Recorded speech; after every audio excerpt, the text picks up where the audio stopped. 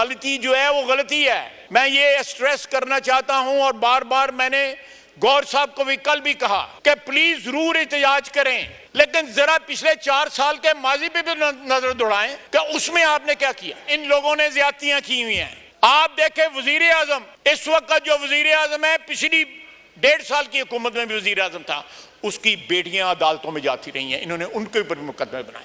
Deputy speaker, कल बिलावल भुट्टो साहब ने जो है वो एक तजवीज़ पेश की जो बड़ी साहिब और अच्छी तजवीज़ थी। ऑर्डर इन द हाउस, तशरीफ रखें प्लीज। और स्पीकर साहब ने उस तजवीज़ पे अमल करते हुए एक कमेटी की तश्कील दी। मेरी समझ अकल के मुताबिक ये कमेटी जो थी इसलिए बनाई गई थी कि इस हाउस को इनफेक्टिवनेस जो है लॉन्ग टर्म में इस हाउस को प्रॉपर्ली चलाया जाए और इस हाउस की जो तकद्दस है वो बहाल किया जाए। जिस काम के लिए अवाम ने हमें यहाँ भेजा हुआ है हम वो काम करें। लेकिन ये कमेटी जो है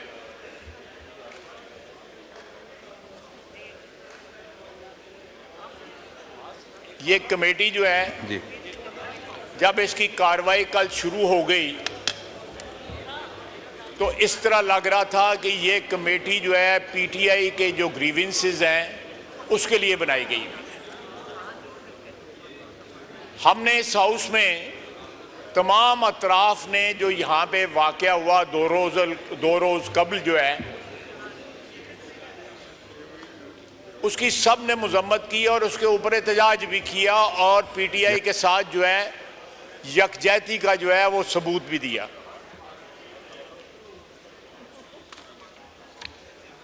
किसी सूरत में भी पार्लियामेंट के ऊपर हमला जो है उसकी किसी शख्स ने इस हाउस में हमायत नहीं की।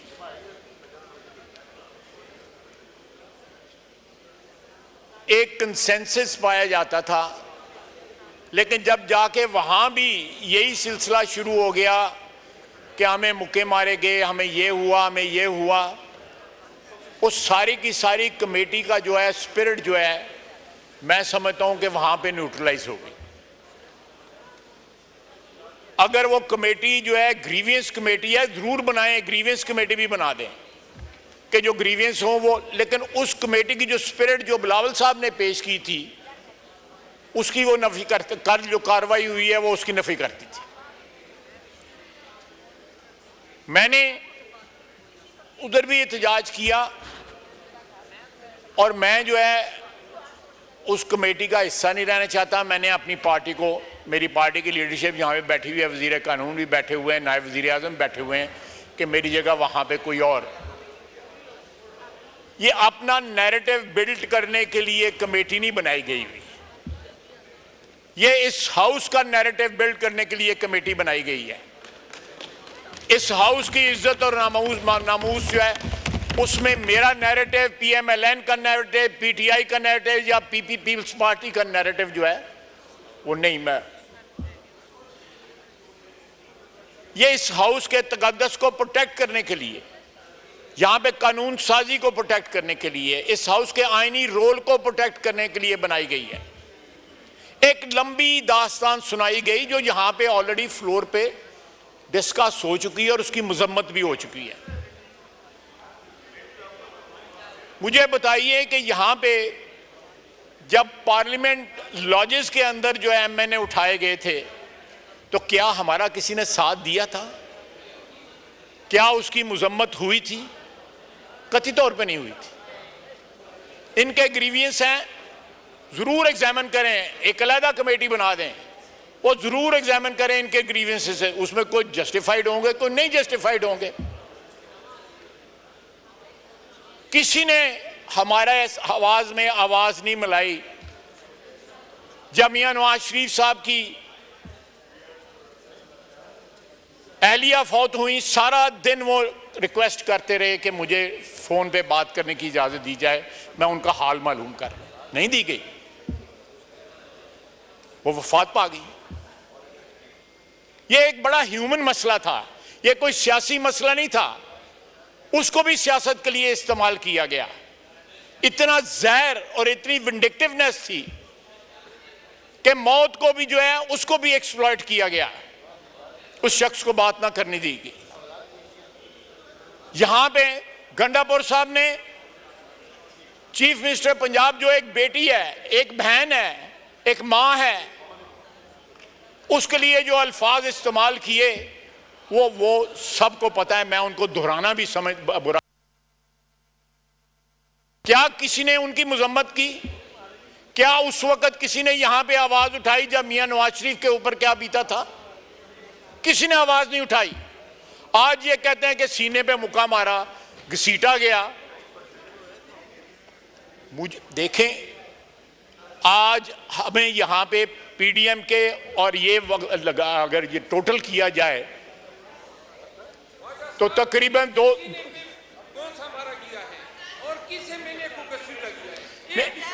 नहीं, बिल्कुल सही कह रहा है। मैं इत्तेफाक करता हूं इससे, बिल्कुल इत्तेफाक करता हूं। देखें, अगर पीडीएम की हुकूमत और ये हुकूमत जो है, इसका टोटल जो है वो लगाया जाए तो हमें तकरीबन 2 साल हुक्मरानी करते हुए हो गए, उसकी मेहरबानी से, ऊपर वाले की मेहरबानी से। क्या नैब हमने किसी के खिलाफ इस्तेमाल किया है?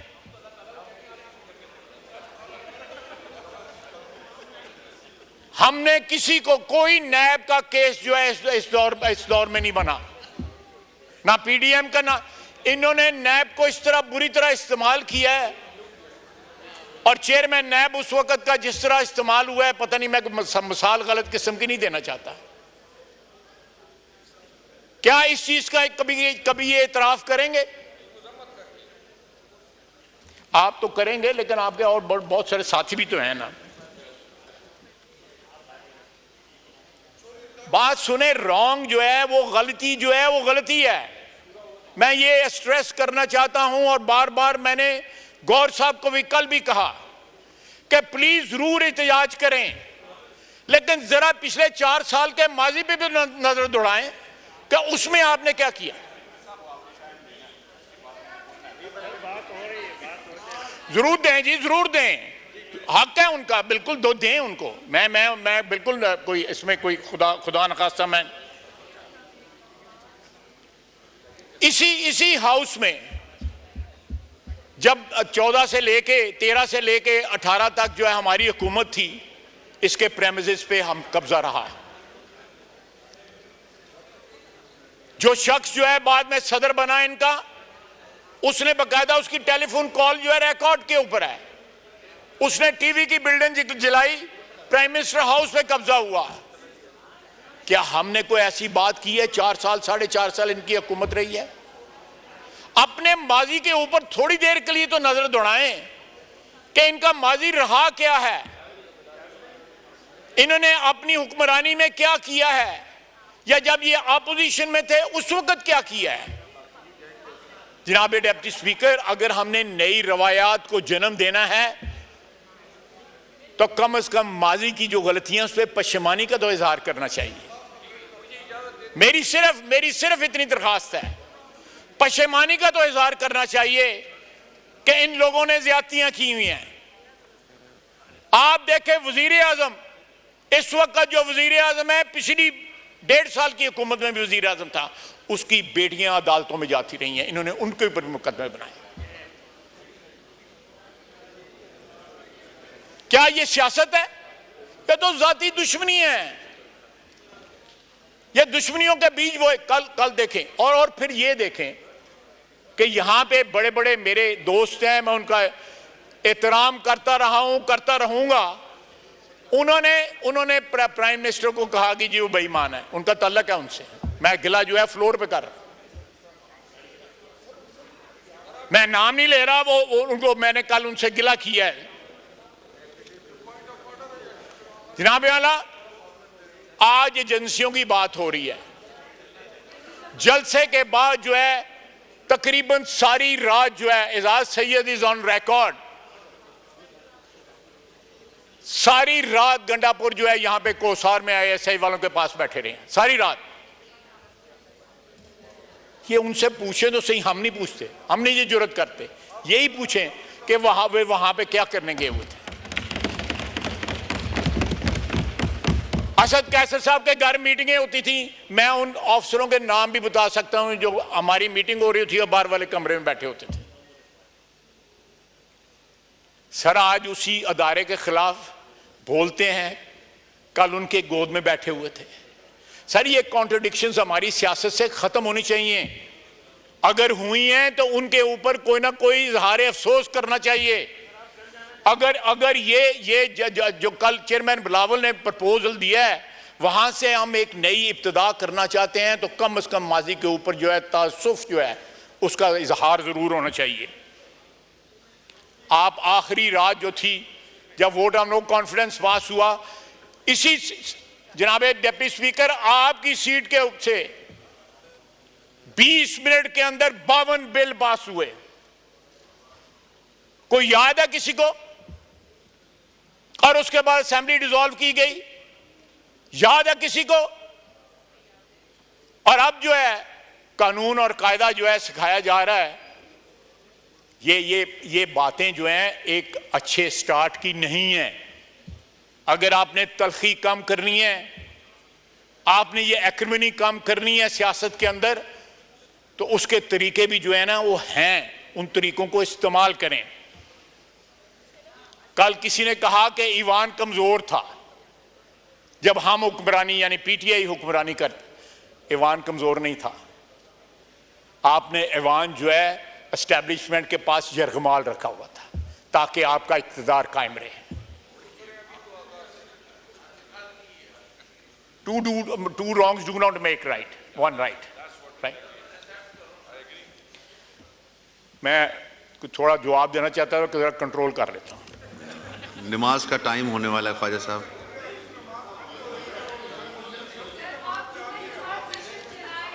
जनाब आला या जरूर दें, बिल्कुल आपका हक है, जरूर दें, जरूर जवाब दें।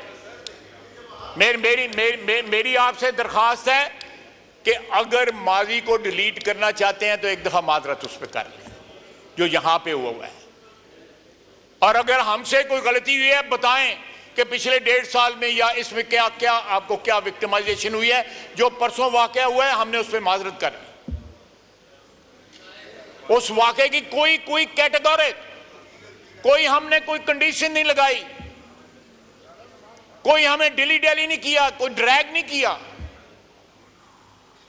स्पीकर साहब ने कमेटी बनाई, इधर से कमेटी की डिमांड आई, और जो एक्सेस है आपको स्पीकर साहब के पास, हमें तो एक्सेस नहीं थी। ख्वाजा साहब अब चाहते हैं ऑनरेबल मेंबरान रह गए हैं, वो फिर कल 3 बजे इजलास होने को है, तो वो उसमें उनको सबको मौका मिलेगा। आप वाइंड अप करें प्लीज कि हम जुम्मे की नमाज में शरीक हो सकें। मैं 10 सेकंड 20 सेकंड में वाइंड अप करता हूँ। जनाब डिप्टी स्पीकर,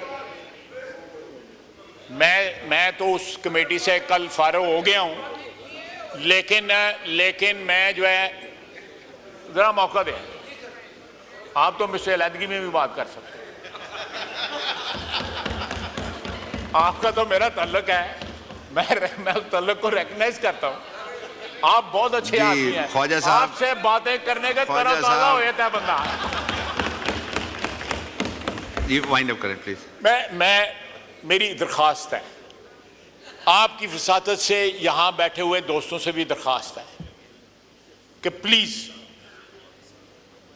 मैं दरख्वास्त करता हूं कि जो 4 साल में जो कुछ अपोजिशन के साथ हुआ है, नवाज शरीफ से लेके शहबाज शरीफ, उसकी फैमिली, उसके भतीजे भी कैद थे, साद रफीक कैद था, उसके भाई भी कैद थे, शाहिद अब्बासी कैद था। एक आदमी हमारी लीडरशिप में से जो कोई बचा नहीं था जो कैद नहीं था। क्या कोई इस किस्म की बातें रिपीट हुई हैं? जिस तरह हमने तासुफ किया है, इनके साथ जो है खड़े हो गए कंधे से कंधा मिला के, क्या इनमें इतनी जुर्रत है? और दूसरा यह है कि मैं हाथ जोड़ के कहता हूं, और गंडापुर 2 नंबर आदमी है ना, उस पर ट्रस्ट करें, खुदा का वास्ता।